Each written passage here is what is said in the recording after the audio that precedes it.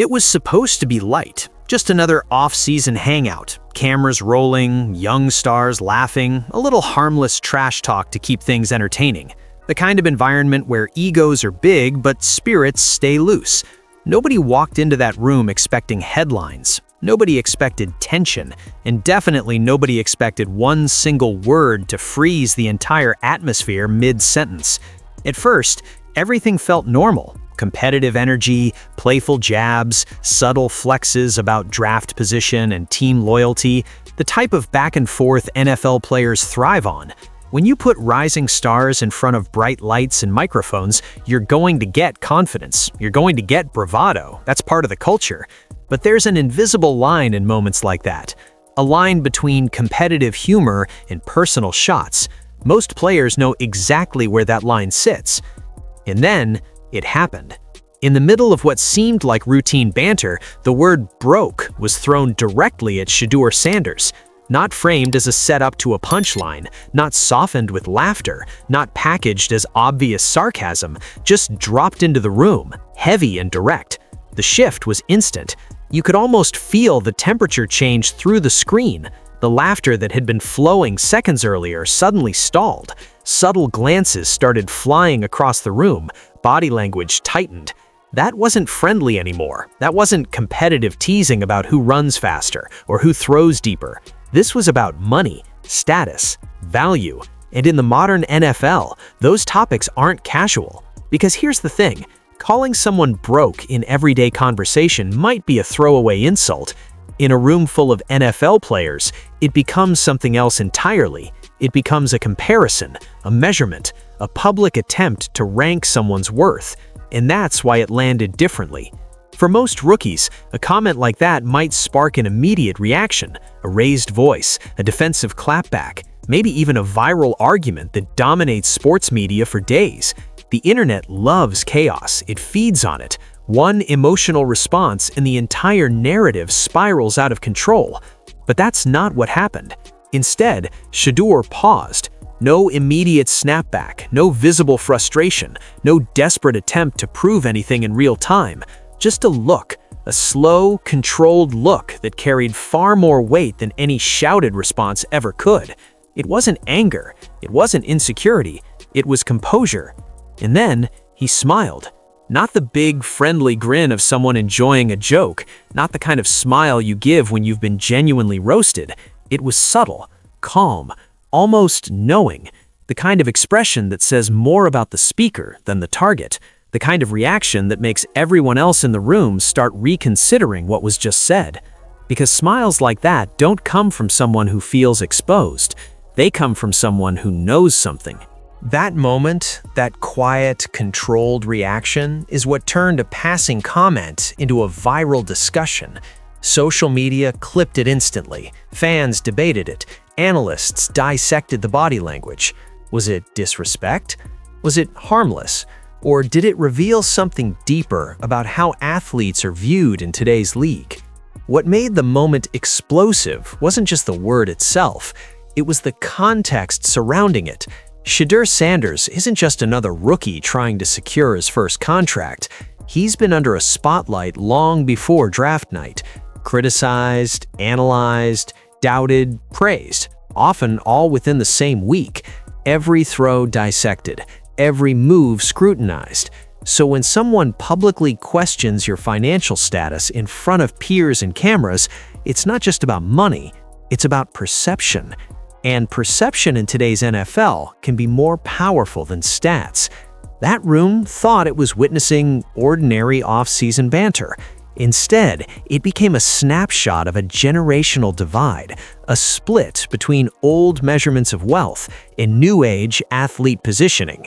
The comment was quick, casual, almost careless, but the reaction, that's what changed everything. Because sometimes the loudest moment in the room isn't the insult, it's the silence that follows.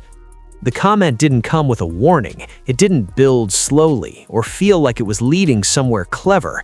It just dropped. A quick jab tied to draft position, a reference to being on a later round deal, and then the word broke attached to it like a stamp of final judgment. On the surface, It sounded like typical locker room math. Fifth-round contract equals smaller signing bonus. Smaller signing bonus equals less money than first-round guys. Therefore, you're not getting paid like the top picks. Simple equation, right? Except the NFL doesn't work that simply anymore. The attempt was clearly meant to poke fun at draft status. In football culture, where you're selected has always carried weight.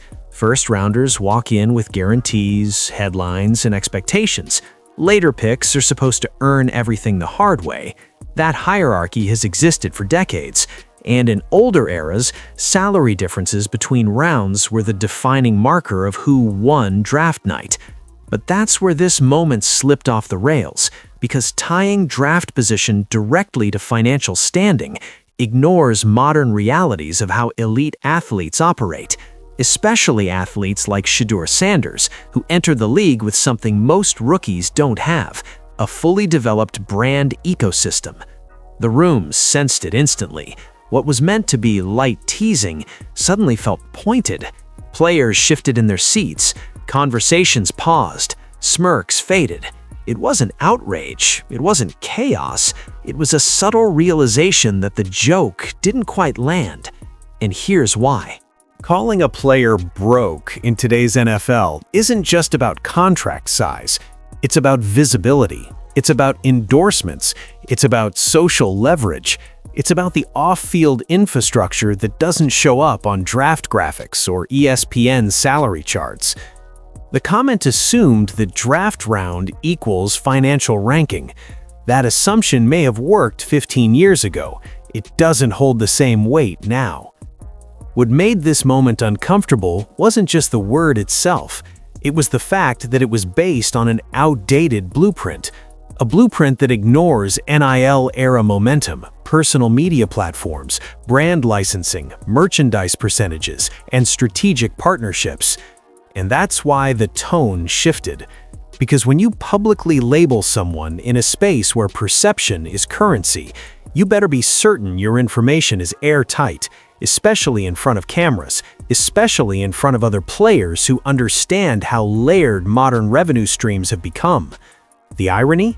The attempt to diminish draft position may have accidentally spotlighted something bigger. It exposed a gap in understanding, a difference between old-school contract comparisons and new-school asset building. Shedeur didn't need to correct anyone verbally. He didn't need to rattle off figures or mention endorsement talks or hint at business plays. The silence did the work. The expression did the work. The confidence did the work. And that's what truly crossed the invisible line. Because competitive trash talk is about skill, performance, maybe even team pride. But once you start measuring someone's worth, their financial standing, their success outside the field, it shifts from playful to personal. The room felt it. What was supposed to be a quick laugh became a turning point. Not because it caused an argument, not because it led to a shouting match, but because it revealed something deeper, a misunderstanding about what power actually looks like in today's league. And what happened next would make that misunderstanding even clearer. For years, the NFL ran on a simple formula: get drafted high, sign a big rookie deal, secure a second contract, cash endorsement checks if you're lucky. That was the blueprint. Your financial ceiling was mostly decided the night your name got called. But that blueprint doesn't hold the same power anymore. The modern NFL money model is layered, complex, borderline corporate, and if you're still calculating wealth based purely on draft round, you're already behind. Today, a rookie's paycheck is just one piece of the puzzle. Yes, the rookie wage scale still exists. Yes, first-round picks receive larger signing bonuses and higher guaranteed totals than later-round selections. That structure is locked in through the league's collective bargaining agreement. But here's what's changed. That contract is no longer the primary indicator of long-term wealth. We've entered the era of brand athletes. And Shedeur Sanders stepped into the league understanding that reality from day one. Before many players even take an NFL snap, they're building digital platforms with millions of followers. They're monetizing personal content. They're selling merchandise tied to their name, logo, and image. They're negotiating marketing collaborations that operate completely outside of team salary caps. In this ecosystem, influence multiplies income faster than draft position ever could. This shift didn't happen overnight. It accelerated with NIL rules at the college level. It expanded through social media dominance. It matured as athletes realized they're not just employees of a franchise, they're independent intellectual property. And intellectual property scales. That's the key difference. When an athlete builds a brand that exists beyond team affiliation, they create leverage. Leverage changes negotiations. Leverage attracts partnerships. Leverage generates demand that doesn't depend on touchdowns or win-loss records alone. In older eras, most players had to prove themselves on Sundays before brands considered serious investments. Now, personal narrative, personality, cultural presence, and digital reach play just as big a role. Companies don't just evaluate athletic production, they evaluate audience connection. That's where the equation shifts dramatically. If a player commands massive engagement before their first season begins, their earning potential isn't limited to the number printed on their contract sheet. They generate revenue through merchandise splits, licensing deals, appearances, collaborative products, long-term partnerships, even equity conversations in certain cases, though those discussions are often rumored more than publicly confirmed. And that's where misunderstandings start happening. When someone says fifth-round contract, they're talking about structured team pay. But when someone says brand power, they're talking about an entirely separate revenue engine. One can outpace the other quickly if managed correctly. The modern NFL isn't just a league of athletes, it's a league of entrepreneurs in shoulder pads. Some players still operate strictly within the traditional framework: perform, get paid, repeat. Others build multi-layered infrastructures around themselves: marketing teams, business advisors, long-term investment plans, digital monetization strategies. Those players aren't just thinking about this season, they're thinking about compounding. And compounding is where generational wealth begins. In today's market, the loudest contract number doesn't automatically equal the highest net worth. Sometimes the athlete with the smaller initial deal has the larger long-term arc because their brand travels independently of the team logo on their helmet. That's the modern NFL money blueprint. It's not about what the draft board said months ago, it's about reach, ownership potential, cultural influence, monetizable visibility. And once you understand that shift, the broke comments start sounding less like insight and more like outdated math. Because the financial game has evolved, and some players are already playing it 3 moves ahead. The conversation around money didn't slow down after that moment. In fact, it picked up steam because almost immediately fans online started bringing up something that rarely gets mentioned during trash talk: jersey sales. That's where things started getting interesting. There's been consistent buzz that Shedeur Sanders has ranked extremely high in merchandise demand since entering the league. Some online reports and fan discussions have even suggested he surged near the top of NFL jersey sales charts shortly after his arrival. Now, official rankings fluctuate and aren't always publicly detailed in real time, but the volume of discussion alone tells you something important. Demand exists, and demand changes the financial conversation fast. Here's what many casual fans miss. Jersey sales aren't just about bragging rights, they're a reflection of cultural pull. When fans spend their own money to wear your name on their back, that signals something deeper than draft position. It shows connection, identity, influence. And while players don't pocket the full retail price of every jersey sold, the revenue structure is more complex than that. High merchandise demand still amplifies brand leverage. It strengthens negotiation positioning. It increases visibility. It signals to sponsors that this athlete moves product. That matters, especially in a league where dozens of talented rookies enter every season. Because here's the uncomfortable truth. Performance alone doesn't guarantee marketability. There are incredible players who never become national merchandise forces, and there are players whose brand transcends stat sheets. When social media starts lighting up with screenshots of fans wearing your jersey before you've even completed a full NFL season, that becomes part of the narrative. It tells companies you're not just relevant inside stadiums, you're resonating beyond them. And resonance equals revenue potential. That's why the jersey sales buzz added fuel to this entire debate. It suggested that even if someone focuses solely on structured rookie contract numbers, there's a larger financial ecosystem forming around Shedeur's presence. The irony is sharp. The comment attempted to reduce value to draft math, but the open market doesn't care about what round you were selected.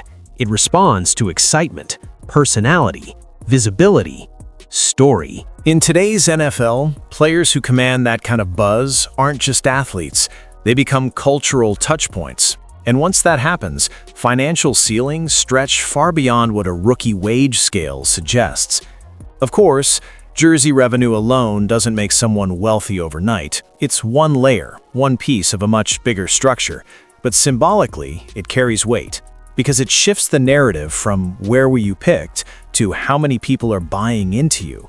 And when the answer to that second question starts looking impressive, the entire financial framing changes. But as loud as the jersey talk became, it was nothing compared to the rumors that followed. Rumors about endorsement offers that pushed the conversation into another stratosphere altogether. Just when the jersey sales conversation started gaining traction, another layer surfaced online, one that pushed the debate from merchandise buzz into serious business territory. That's when the Gatorade rumors started circulating. Across social platforms and sports business forums, there's been talk that Shedeur Sanders was approached with a massive endorsement offer from Gatorade. Some reports claim the figure floated was as high as $60 million over multiple years. Now, to be clear, these figures have not been formally confirmed in public contract disclosures. The exact numbers remain part of online speculation and insider chatter. But the conversation alone reveals something important. Brands of that size are reportedly viewing him as a serious long-term asset. And that's where this story takes a turn. Because the part that really caught attention wasn't the dollar amount, it was the second layer of the rumor. Online discussions suggested that instead of simply accepting a large cash endorsement structure, there were conversations about equity, potential ownership stakes, rather than just traditional sponsor checks. Again, that's based on reports and speculation rather than confirmed filings, but the idea itself sparked debate for a reason. There's a massive difference between endorsement money and equity positioning. An endorsement check is income. It's powerful, it's immediate, it looks good in headlines, but equity, ownership, operates on another level entirely. Ownership means you don't just represent the product, you participate in its growth. And that shift matters in today's athlete economy. Historically, very few active NFL players negotiated serious ownership stakes in major global brands while still in the early stages of their careers. Most were thrilled to secure guaranteed contracts and sponsorship deals. But in recent years, we've seen athletes across sports start to prioritize long-term asset play over short-term flash. If even part of the speculation surrounding Shedeur's approach is accurate, it signals something very different from the traditional "get the biggest check now" mindset. It signals strategic patience. It suggests thinking in decades, not seasons. Now, critics online were quick to debate the legitimacy of the figures. Some questioned whether those numbers were inflated by fan hype. Others argued that major beverage corporations don't casually offer equity stakes to unproven rookies. But here's the important point. The fact that people are even entertaining the possibility tells you how his market perception has shifted. You don't get attached to multi-eight-figure rumor cycles unless brands and insiders see measurable upside. Corporations at that level make decisions backed by analytics, demographic research, and projected lifetime consumer engagement. They calculate influence, and influence compounds value. This is where the generational shift becomes impossible to ignore.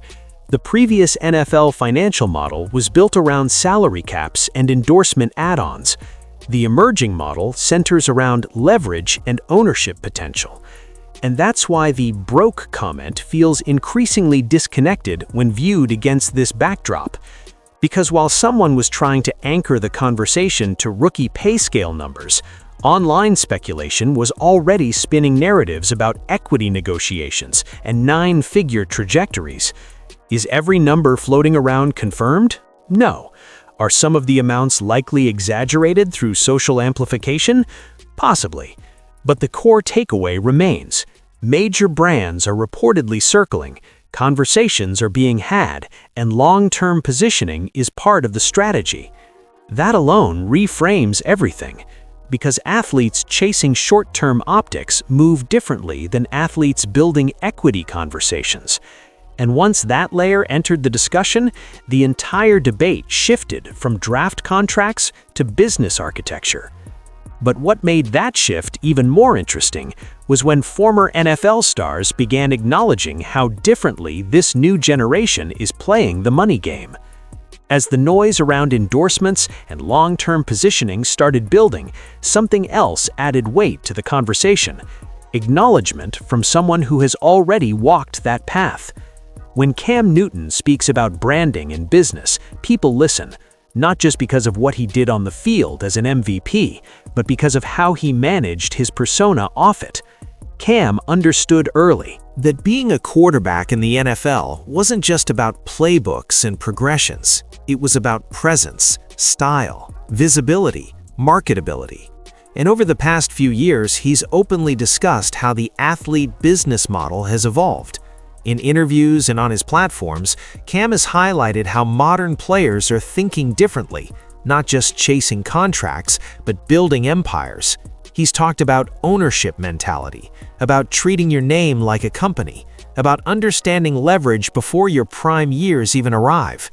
While he hasn't verified specific dollar amounts tied to Shedeur's rumored deals, he has acknowledged something more important: the business awareness surrounding him, the positioning, the understanding that today's athlete can operate as a brand CEO before becoming an established superstar. That's a major shift, because when someone like Cam, who navigated endorsement pressures, media cycles, and peak spotlight attention, recognizes business acumen in a younger player, it validates a broader narrative. It reinforces the idea that some rookies aren't just adjusting to the league, they're entering it with strategic frameworks already in place. Cam has been candid in the past about how players sometimes mishandle early financial opportunities, how the excitement of big checks can overshadow long-term thinking. So when he praises new generation athletes for thinking bigger, it signals respect. And respect from peers carries more weight than headlines ever will. This is where things start to separate even more clearly. There's athletic talent, and then there's financial foresight. When former stars highlight someone's understanding of business mechanics, it reframes them. It suggests they aren't just surviving the spotlight, they're capitalizing on it. That's why Cam's commentary matters in this discussion. He represents the bridge between eras, the traditional NFL path and the athlete-entrepreneur hybrid model now emerging. And when that bridge acknowledges you're moving strategically, it reshapes perception. Because praise from analysts feels scripted, praise from media personalities feels manufactured, but acknowledgement from someone who's lived through the machine, that's different. That's credibility. And that credibility only intensified conversations around the viral moment, because now the narrative wasn't just about a rookie reacting calmly to a jab. It became about a generational handoff, veterans recognizing that some new players aren't waiting years to learn the business game. They're stepping into it fully aware. But even with business praise building momentum, there was another layer beneath all of it: the weight of expectations that have followed Shedeur long before draft day ever arrived. Long before draft debates, long before endorsement rumors, long before someone casually tossed the word broke into a live mic conversation, there was a last name: Sanders. And that name alone guarantees pressure most athletes will never experience. Because being Shedeur Sanders doesn't just mean trying to succeed in the NFL, it means carrying the legacy of Deion Sanders, one of the most electrifying, polarizing, and iconic figures the sport has ever seen. That inheritance isn't just genetic, it's psychological, it's cultural, it's public. From the moment Shedeur threw his first high school touchdown, comparisons began. Was he living off the name? Was the spotlight earned? Would he crumble without the guidance? Every milestone came with an asterisk in someone's mind. That kind of scrutiny shapes you, because when most quarterbacks enter college, they're building a reputation. Shedeur entered already carrying one. Every performance was dissected through the lens of legacy, every mistake amplified by critics eager to claim nepotism, every success reduced by some to, of course he has opportunities. It's a no-win narrative if you let it become one. If he struggles, they say he can't separate from the shadow. If he succeeds, they say he was handed a runway. That constant evaluation builds either insecurity or composure, and composure is what showed up in that viral moment. When someone publicly challenges your financial standing, most rookies might feel the need to defend themselves, prove themselves, validate their worth out loud. But when you've spent your entire life being measured against one of the sport's most famous names, you learn something valuable. Silence can be louder. Because this pressure isn't new for him. Draft debates questioned whether he was overhyped. Analysts argued endlessly about his ceiling versus his brand presence. Social media critics dissected mechanics, arm strength, even body language. And through all of it, he kept building, not just on the field, off it. The pressure of that last name forced an early maturity. It demanded thicker skin. It required understanding perception at a deeper level than most athletes ever consider in their early 20s. So when the room tightened after that comment, when eyes shifted and tension rose, he wasn't navigating unfamiliar territory. He's been here before. Different stage, same energy. The irony is that the very pressure critics assumed would weigh him down may have sharpened his awareness instead. Growing up under constant spotlight means learning how to manage narratives before you even have your own. And when you combine that inherited spotlight with modern brand building, you get something different. You get a player who understands that words fly fast, but positioning lasts longer. The comment wasn't just about money, it collided with legacy. Because for someone who's been told their entire life that they only shine because of a famous father, being labeled broke isn't just inaccurate, it's symbolic. Symbolic of people still underestimating him, still measuring him by outdated frameworks, still thinking the name carries him instead of recognizing how he's carrying himself. And that's why his reaction made sense. It wasn't emotional because the pressure isn't new. It wasn't defensive because validation doesn't need to be loud when confidence runs deep. When you've spent years operating under a microscope, you learn that the loudest critics rarely control the outcome. But what happened next showed just how dramatically that misunderstanding backfired. What was meant to shrink him actually magnified him. That's the part nobody saw coming. The broke comment was supposed to be a quick jab, something that placed Shedeur lower in the invisible hierarchy of rookie status. But instead of exposing weakness, it exposed a disconnect, a gap between how some players still measure wealth and how the game has actually changed. Because here's what really happened in that moment. The attempt to tie draft position to financial worth instantly triggered a larger conversation online. Fans didn't just react emotionally, they started pulling numbers, merch sales rankings, brand partnerships, NIL history, market buzz. Whether every figure was fully confirmed or partly speculative didn't even matter at that point. The narrative flipped. Instead of asking, "Is he really broke?" people started asking, "Does the room understand who they're talking about?" And that shift is powerful. In today's NFL ecosystem, perception spreads faster than facts, but perception also builds brand equity. When you become the center of a viral conversation about wealth positioning, even if it starts as an insult, it increases visibility. And visibility fuels leverage. The irony couldn't be sharper. The comment, intended to reduce his status, elevated it instead. It sparked debates about modern athlete money models. It highlighted generational differences in financial awareness. It drew attention to how certain players think long-term, while others focus on immediate optics. Most importantly, it showcased composure. Because if Shedeur had reacted emotionally, if he snapped, argued, or tried to list off accomplishments in real time, the moment would have looked defensive. Defensive energy feeds doubt. Calm confidence feeds curiosity. That smile told a different story. It suggested that he didn't feel threatened by the comment because his value isn't rooted in draft position alone. It hinted at an understanding that the scoreboard for wealth isn't visible on a rookie contract sheet. And audiences pick up on that. Social media doesn't reward insecurity. It rewards self-possession. The clicks that circulated weren't of him arguing, they were of him unbothered. That distinction changes tone. Instead of becoming a highlight of humiliation, the moment became a case study in poise. It also unintentionally spotlighted a bigger theme. Not everyone in the league is operating from the same financial playbook. Some players still measure success by round number and guaranteed salary. Others measure it by scalability, brand growth, and ownership conversations, even if those conversations remain partially private or speculative. That difference is generational. Older frameworks focus on contract value as the final benchmark. New age models treat contracts as one branch of a larger tree.